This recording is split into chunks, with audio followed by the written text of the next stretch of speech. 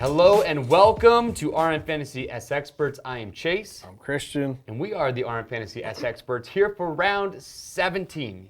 The final round. I say it every year, it goes by quick, and each year I get more surprised. I know, went by fast. Oh man, but it's going to be a good round though. We got two 250 championships on the line. Tomac still has a chance to win.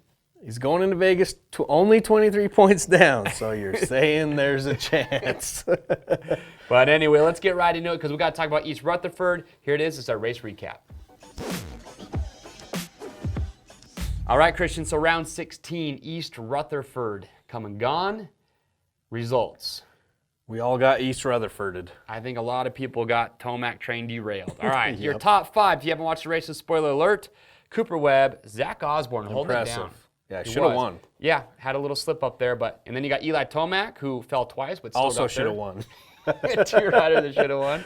Blake Baggett holding it strong in fourth place. Marvin Muscan, that dude made a charge. I knew he was in fifth. I said last week, and then I changed it. But. Yeah, good job. And then Tyler Bowers, who you also said was the shoe-in for the wild card. Comes in and completely saves our season is what he did. He did. We gained on Jim and Dan. We are down 12 points going into Vegas. And don't forget, Vegas this round, double points. Double points, and you will drop your second lowest scoring round, too. Don't forget that. Yeah, and remember, Monday is when you're going to be able to see the final results for the score. So I bet that leaderboard is stressing right now. I know. I couldn't even imagine. Oh, I don't even know what to do in that position. I'm stressing out over 12 points of Jim and Daniel, and it's just for dinner. I know. I don't know how you could even sleep at this But anyway, so Tomac fell twice. Osborne had his little in the lead, almost runs into Webb. Again, Webb has just been impressive this year, but he's also had some luck. But you know what? That's what happens when you're consistent. Rather be lucky than good sometimes. Absolutely. And then, other than that, Marvin Muscan, he had a pretty good crash right off the start. Yeah, he looked good. I mean, he comes out clean out of that start. He might have been challenging for the win. But. And then Tyler Bowers is holding it steady. Oh, Mr. Consistent. But other than that, what do we got for stats? Let's talk about the stats. Average score was about 25 points. No perfect scores. 62% of people had Tomac to win, and only 15 had picked Webb. People still, after 17 rounds or 16, haven't learned. It's Neither the have you or craziest thing. I know. But when the man wins 2 in a row and he's up there, it's like he's going for broke. I think I said Webb last week. Even Sean Powell commented out there, Christian will switch it out to Tomac last minute, and I did. But he knows me better than I know myself. I guess so. But Osborne, I mean, only 125 people out of 73,000 plus picked him in second place. Wow. So. I noticed Justin Hill was the most picked for the wild card, and Bowers was second. Mm-hmm. And Hill was only one off, so you were close if you had Hill too. Jeez. But 37% of people got at least one pick right. So and this has been a really low year for perfect scores. The lowest ever? Lowest ever, yeah, by far. So maybe we'll get a few this last round. Well, going into Vegas real quick, just talk about the injured riders. So Dean Wilson, Malcolm Stewart, Tyler Enticknap, Brayton, Reed. Oh, Reed's actually said he wanted to try and make it back for Vegas. So keep an eye out for Reed. Depending on wild card, he might be a good pick for that. But you got Plessinger, Freese, Anderson, Stewart, Bloss, and Justin Barsha. Mm-hmm. Slam Bam Barsha. It's Bam. It's Bam. It's Bam. Let's get right into it. We are headed to Las Vegas, so let's talk about that track. This is Track Trends.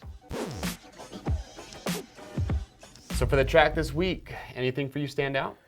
It's a typical Vegas track. Yeah, it goes out and around the scoreboard. Yep. Something I've just always loved about Vegas is how fast the track is. It always is so fast. Always high speed. It's super fun to watch. Mm-hmm. And you're in Vegas, so you and I are going to be there. I'm looking forward to it. Yeah, I want to see some of the other SXperts stop by. We'll be hanging by the truck. Hopefully we're standing next to Jim and Daniel, so it's just like we're just ready to just go crazy. All right, I don't know. It's going to be wild. But looking at the track, what I noticed, back-to-back whoop sections. Mm-hmm. And the whoops in Vegas don't break down. No, sand section. Very hard. Yeah, sand section that has like a triple rhythm in it. Did you see that? Yeah, that's going to be wild. That's going to be pretty cool. But yeah, just high speed. But there's going to be some interesting stats coming up because this year we've seen, there are some riders who really do shine on these hard-packed tracks and Vegas in general. So let's get right into it. Let's get into the Vegas talking points too. It is a double points round. Oh, that's right. So make sure your picks are top of the line this week. And your second lowest score will be dropped. Remember that. Wild card, lucky 13. We'll get into it. Well, let's get right into it. Here it is our top contenders. All right, so looking at the stats for your top contenders, we have Cooper Webb, Eli Tomac, Blake Baggett, Marvin Musquin up here on the table. Interesting. We know Cooper, he's been shining all year, but when we go back to the West Coast, there's some stats and numbers that really make other riders more predictable. Yeah, he hasn't been the best on the West. No, Cooper Webb. So he's won 7 races this year. He has a 23-point lead. He only needs to finish 20th or better to win the series. And that's if Tomac, even if Tomac wins, Webb's still your champion. But when you look at Webb's West Coast averages this year, his qualifying is 4.3. His average start is 8.8 with an average finish of 5th. So he's actually only 4th best on the West in those categories. But he has 8 hole shots this season, and the question I am begging to know is, does he play it safe this weekend? I don't see how he can't. I mean, if he gets a hole shot and he can check out early, then he's probably going to maintain a lead. Yeah. But if he's, 3rd or 4th place and he's got guys pressuring from behind, there's no way I could see him making it difficult or pushing to try and pass maybe a Tomac or Musquin who's already ahead of him. Yeah, and I thought the same thing last week, and it's almost like in his mind he's so competitive, it's hard for him to let back. Yeah. But I think this time he's finally going to do it. But, I mean, with 8 hole shots, the most all year, if he rips a hole shot and there's nobody back there that can challenge him, it could be see you later. Yeah. So, I don't know. All right, Eli Tomac. This is where Eli Tomac is shining. So, he has the best average finish on the West this year of 2.7. Marv is the next closest at 3.5. He's led the most laps on the West, which is 35. Marvin's actually in second with 32. And in both races on the West he's won this year, he qualified first. Yeah, so if he qualifies first, there's no doubt I'm putting him in first. Okay. And he hasn't finished worse than 4th in any of the West Coast rounds this year. That includes your Triple Crown rounds. And see, he's led the laps in the last 3 rounds of 47. His last 5 overall finishes, 3, 1, 1, 4, 3. Tomac's my guy to win. I'm picking him to win, too. No. He won last year in Vegas. Yep. Webb wasn't even around last year in Vegas. He was hurt. Marv even finished right there in the top 5 last year. So that's my pick. What do you got for Baggett? This guy also finished in the top 5 last Vegas. But Blake Baggett, over the last 5 rounds, his average finish is 5.4, start 7.5. So he's been solid. He only has 2 top 5 finishes in West Coast standard rounds this year, though. And he does still have the 5th best average finish on the West at 6.3, which is kind of weird. And he's led 3 laps on both coasts this year. Okay. So I don't know if the coasts really affect him as much, but... But when you look at Baggett, though, he just finished 4th last weekend. He was 6th the weekend before that, and then he had gotten a 2nd before that. He's won a race. And when he won in Glendale, that was a very hard-packed track with a big whoop section. So, and I don't know why, I always feel like he does well at Vegas, so I think he'd be one of your top 5 That's going to be hard for me to not put him in there, that's for sure. All right. His last 5 overall finishes, 4.6, 2.87. Okay. So, then you go to Marvin. He has the second best average finish on the season at 3.5, and he has the best average start of 3.8 on the West this year. So he's led laps in the last 3 West Coast rounds, Triple Crown included. Has started in first in the last 2 West Coast standard rounds, so he's been getting starts over there. Had a horrible start last week of 18th and still finished 5th. That to me means there's no reason you should not have him in there. Even with the horrible start, he's going to be in there. And he had his worst finish at A1, though. And I go back to a lot of people calling Webb lucky. No, that guy... Was he lucky to start 20th at A1 in the mud and fight all the way back to 5th? And I see some of these riders that had bad A1s. I wonder if they wish they could go back, you know what I mean, and push a little harder there. People saying that Webb was lucky, no. The guy is leading. When you look at the entire season as a whole, the guy is ahead in every category except for, I think... Except for West Coast standard rounds. West Coast standard rounds. Yep. Other than that... He's owning the East by far. He was the Triple Crown champion. His numbers don't lie. He is crushing it. Marvin, last 5 finishes, 5.3, 6, 2, 1. So I look for him to be pretty fast there, too. All right, well, there it is. That's our top contenders. Probably wondering, why isn't Ken Rocks or maybe Joey Savacci in the top contender section? Well, you're about to find out. Here it is. This is Weekly Spoilers. Okay, getting into the spoilers for Vegas, we have Zach Osborne, Joey Savacci, Ken Roxon, and Justin Bogle. All for good reason. Over the last 5 rounds, Zach Osborne, his average finish has been 5.8, start 5.2, which is huge to me. Yeah, he's right there. He just took 2nd last week. He was in the lead for a little bit. He should have won that race, just like Tomac. Had a little bobble. Just a little mishap. I mean, the universe was working overtime to give Webb that win. Well, here's a question. Osborne takes the lead. Tomac doesn't bobble for the second time. Does Tomac overtake him? I don't know. Osborne was fast. So. All right. Just a question. Yeah. Food for thought. Yep. Okay. That's a good one. He's been in the top 5 in 2 of the last 3 rounds. He has pulled off heroics in Vegas before. Let's get that out there. These two have history in Vegas. True. They're both hot right now. And he did about hole shot last weekend. Yeah, he did. So his start's been good. All right, what do we have on Savachi? Savachi hasn't finished better than 5th in any West Coast round this year. All right. So He started in the top 5 in 6 of the last 9 standard rounds, so his starts have been solid. Could we see them battle again? I hope so.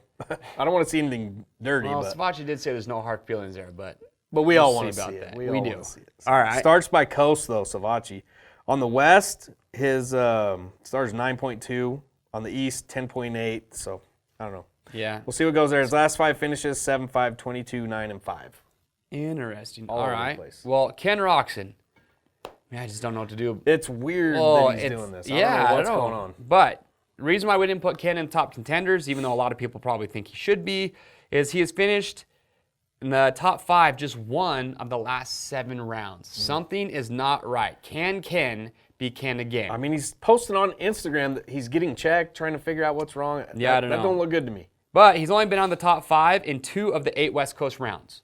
So he historically has done better on the West. Yeah. So, but you look at his average starts by coast. On the West, he's 4.8. East, he's 3.7. And his finishes on the West are, so his average start is worse on the West, but his average finish is a little bit better at 3.7 compared to 5.4 on the East. Yep. So, what do you think? If the West, going back West, is going to help him, I think. You think so? He only took 6 last week. He's right there. Yeah, his last 5 overalls, though, 6, 7, 8, 10, and 2. I know. It doesn't even sound right. It's been tough. But what do you guys think? Last rider I have up here is Justin Bogle. Now, last week, he had a problem, so he couldn't finish the main. Wasn't his fault, but when you look at it, he's won heat races 2 weeks in a row. Yep. And each time he's won the heat race, it's not like he's got slouches. He had Tomac behind him last weekend. He's been qualifying well, too. I mean, he's clicking right now. He is. So I feel like Bogle and his start's been a lot more dialed in. If he gets a good start, I do not see him, or I could easily see him finishing in the top 5. I mean, and we got to talk about the style off the track. Nobody can compete with that. I mean, that was something. Pit Kid is rocking. Last week's, it was out of control. Something else. I was digging it.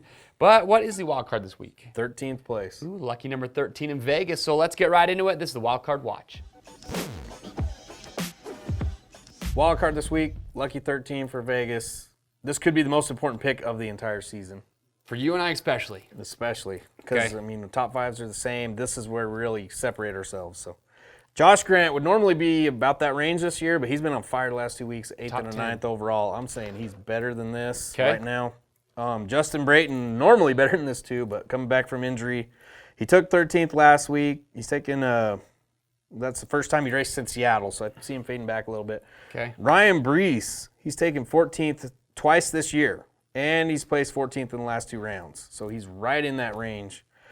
And he's made it half the main, so he's kind of a riskier pick, but when he's in, he's going to be around there. Okay. Ben LeMay, I think he might be my spot this weekend. So Ben LeMay has taken 12th twice, 13th once, and 14th twice in all the gate drops this year. So the dude's right there. And his last overall finish is 12th, 14th, and 15th in the last 5 overall in the last 5 rounds. So he's in there. All right. Tyler Bowers, it would take something happening. You think so? It would take something happening. I think he's a little bit Well, he's taken 12th 3 times this year, 13th twice, and 14th twice. All those were earlier in the season. It's like a duplicate of Ben LeMay. Yeah. So you think those two, pick your poison. But you're right. I would put Ben LeMay higher chance than I think Bauer's going to beat Ben LeMay in any given race. So yeah, I'd say Ben LeMay is a little bit better. But then lastly, you got Chad Reed, the wild card, the people's champ. If he's back, he's champ. always a threat for the wild card. But make sure with Chad Reed, if you pick him for your wild card, he's probably a good fit. He's coming back from injury. He hasn't raced in a while, but watch qualifying, make sure he's in there, look at his times, and that'll give you a good indicator of whether or not you think he's going to be good to leave in. Yep. Hopefully he's back. There it is. That is wild card watch.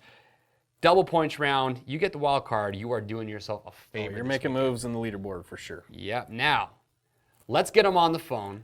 Our rivals for the entire year. your friends at Race Day Live, Jim and Daniel, Slice and Dice. They are here to help us out a little bit, help you guys out with your picks. So here it is, Between Two Berms with Slice and Dice.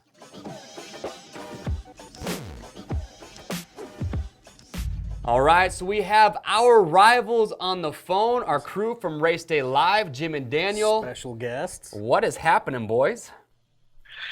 Everything's good, man. We're just rocking and rolling here in Los Angeles. Can't wait for Vegas. Hey, Daniel, how do you feel about this 12-point gap shrinking coming Vegas? I just think this call is ridiculous. Why in the world are we talking to these guys, Jim? Is Ferrandis and Cincerello talking this week? No. This is ridiculous.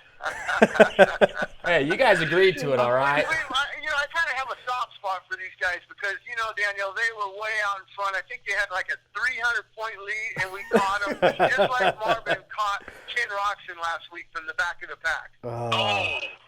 Oh, fighting words. Yeah, you humbled us good. I can't come back from that. Hey, I don't know. 12 points, I didn't think it would ever be this close at the last round. That's less than one of us just has to get one more pick right than the other group. Yep, whoever gets the most right. Whoever gets the most right is the winner. So, well, think about this. We have the East and the West showdown coming. 8-point lead in that championship on one side, 9 on the other one. Cooper Webb's got 23. That one's pretty much done and over with. And why not be only 12 points up, man? It makes it interesting. That's why I got to love fantasy. I mean, it's always something up for grabs. I honestly don't think, though, that we should all be in the same room at Vegas watching the races, because if you guys win, I don't know what I'm going to do with myself. Excuse myself real fast.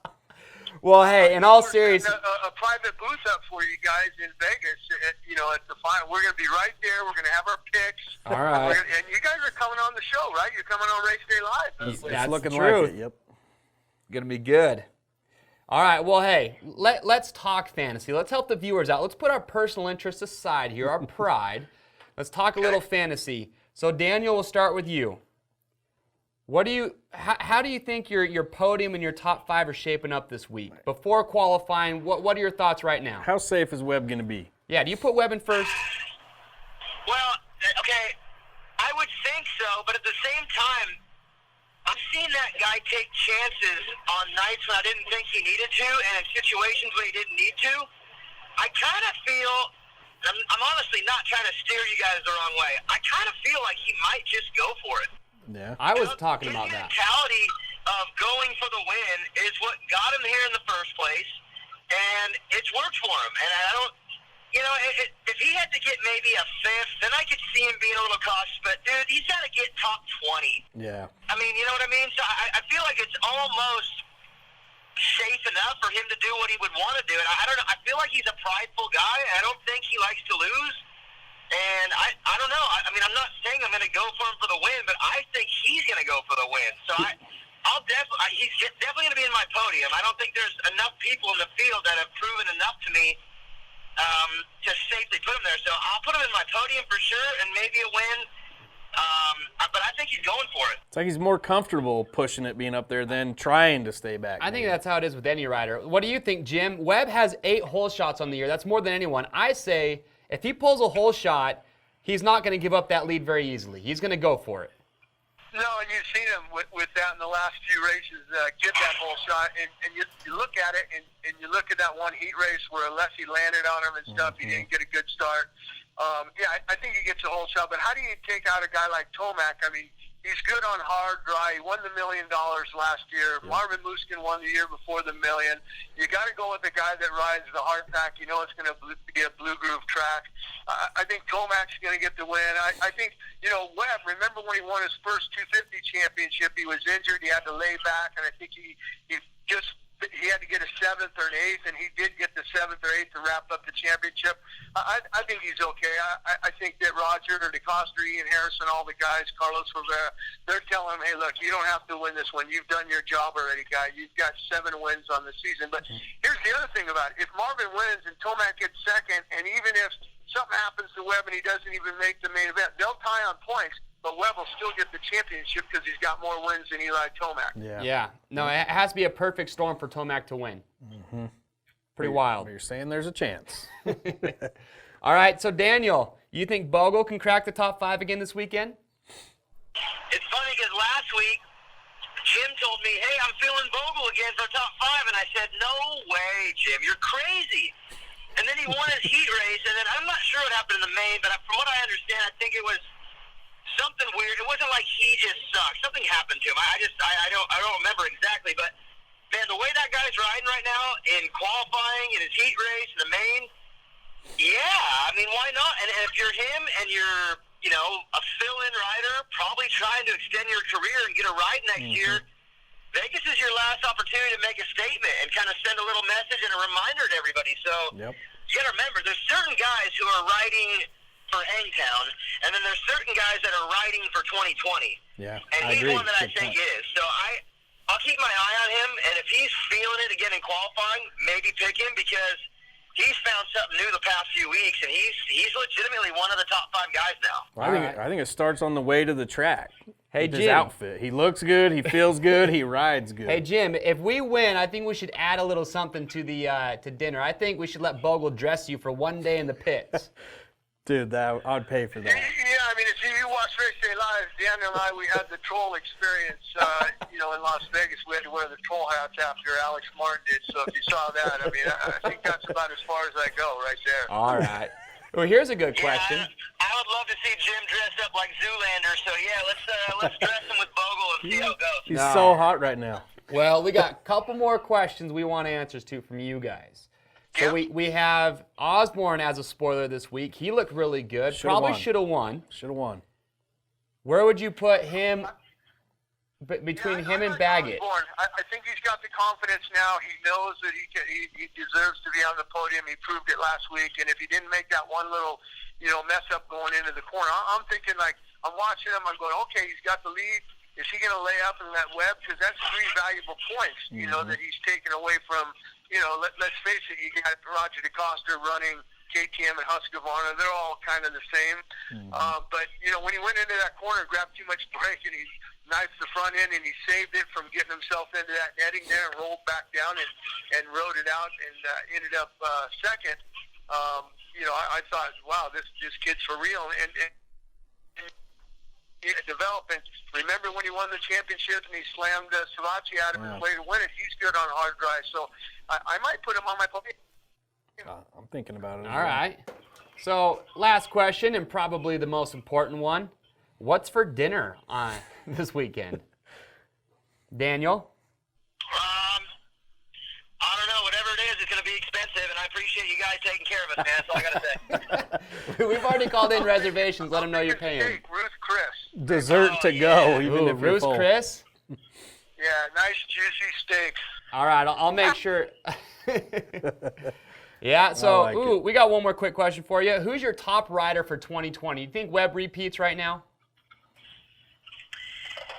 What do you think, Jim? Question. That's a very good question. I mean, you got to see where Anderson is in 2020 and Webb and all that. I think Marvin's going to ride.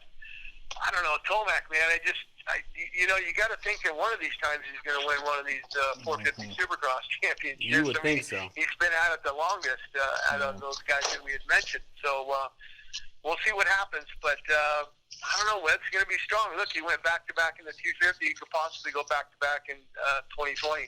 I'd agree. Yeah, guys, I go with Webb. I think you're seeing the beginning of a little mini era. And I think there's more guys coming that are going to make things difficult. Cincerello, I like Faulkner, I like Sexton. There's these young guys that'll come up, but I don't know. I feel like Marvin and Kenny and Eli, they've been in there long enough now, and it hasn't happened. And I feel like their window is shrinking. Yeah. Nope. Daniel, you there? When it comes to the mental side, and I think we're at the beginning of a little era. I'm going to have to agree. I agree with you. I think Webb, when that guy knows he is the guy, he's got to figure it out. It's hard to stop him. Yeah, he's dangerous. Yep. All right. Well, hey, we know you're our rivals, but like Jim said, we got a soft spot for you guys. Yeah. And definitely looking forward to seeing you guys in Vegas, being on Race Day Live. Yep. Rivalry aside, you guys do an awesome job every week. Make buying the NBC Gold app worth it. From you guys, it's from Chase. Chase, you wear that. It's kind of a green camo, and it says RM. Can you bring me an extra large T-shirt at least, man? I would love to, Jim. When you come on the set, man. I would love to. Yep. All right. Daniel, you don't want one? Sure, I'd like one too. Just Extra, add it with the tab for dinner. extra medium? Yeah, do you want extra small? Kids, baby gap? Whatever you think fits. All right, well, hey, guys, appreciate I you. know Daniel likes black shirts. Black shirts. All right, Yeah, we'll do black. Black shirts are thinning, so as long as it's black, we good. I like it. All right, guys, well, hey, good luck this Appreciate week. it. We'll see you in Vegas. See you then. All right, bye. Oh, those two are out of control. That was a good call. I like that. I love those Well, there you guys. go. That is it. That is the talk from our rivals, Jim and Daniel from Race Day Live. You guys, you have to watch Race Day Live. If you don't have the Gold app, NBC Sports Gold app, you need to get it. Those two alone make it worth it. The rest is just a bonus. It is a blast. So they do a make good sure job. tune in this weekend on Race Day Live because Christian and I, we are going to be there talking about fantasy, talking about our picks. So it's going to be a blast. Well, that's just the point of fantasy. I mean, even if the championship's pretty much wrapped up, we're stressed out. We're having a I'm good time. so stressed. But you know what time it is? Oh, it's time for the final lock 'em in. Let's so. lock them down one last time. All right, before we lock in our most important picks of the season, we have a new fashion accessory that goes well with anything, at doing most tasks. Should we get Bogle to wear it for pick kit? I mean, it's going to add style points that Might he's as well. never seen if he did that. Rocky Mountain straw hats if you're listening to the podcast. Don't want to miss out on these. I mean, they're good for anything. So we have a new offer code for you, Max Chillin'. Save an extra 10% off on these hats. Use the banner on the fantasy site. They're already a killer price. You save even more. Oh, yeah. There's no excuse to not take it. I better see some folks in Vegas wearing these things. Oh, yeah. Save your neck and nose, man. Get rid of that Sun's skin brutal cancer. down there, yep. All right, give me your locked in picks here. All right, so I'm going Eli Tomac to win. He's just too scary right now. Okay. Joey Savacci, my wildest pick maybe of the year. I'm putting him second. He's been solid all year. He's got to get a podium. Marvin, I think, the pressure's off. He can't really do any damage in the championship. Takes third. Webb, I still think, if he gets up around there, he's going to take it easy, hopefully.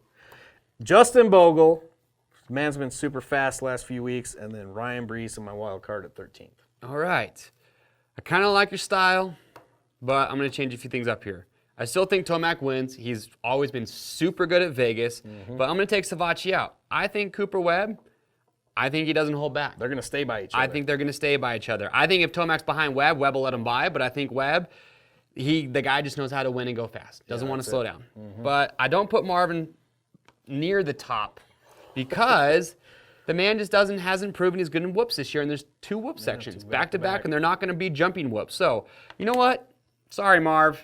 Sayonara. Marv is out. Yep. I'm going to go Blake Baggett for third place, Ken Roxon for fourth, and then I'm actually going to go Zach Osborne for fifth. And then my wild card, please put Mr. LeMay in the place of Brees. There you have it. Those are my picks my picks. They're locked in. What do you guys think? You know what I like, though? This is different picks. One of us has to get major points. Somebody's got to happen. It's not just identical picks. So what do you guys think? Who are your rivals? Last week, remember, double points round, and your second lowest score of the year is going to be dropped. So when you see that on Monday, just know that's what's going to happen. But someone's going to win a 450 after this round. I know. I'm nervous for the winners. I'm nervous for us. It's big news. It's going to be good. So remember, tune in to Race Day Live to watch Christian and I talk with Jim and Daniel. But now, let's talk about why you want to be playing Fantasy Supercross from the start of the year all the way through the end. This is our prize recap. All right, for the last time, for the 17th time this year, we are giving away 100 weekly prizes. And I'm going to say it again, even though I say it every week.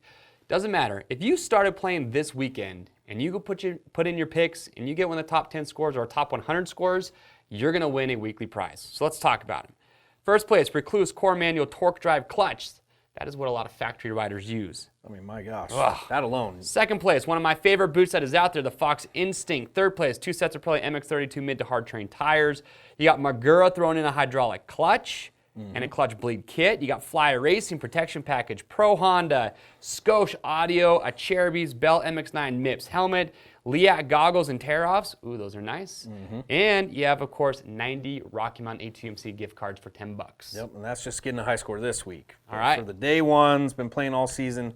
After this round, we're going to know who wins. The Race Prep KTM 450 SXF, the 250 SXF. Somebody's going to walk away with a Moab Red Rock Getaway Trip Plus Generator, a Monster Energy Cup Trip, Dunlop Brock Glover Legend Ride, Fly Racing Gear and Casual Package, Milestone Video Games Supercross to the Game, console and 4K TV.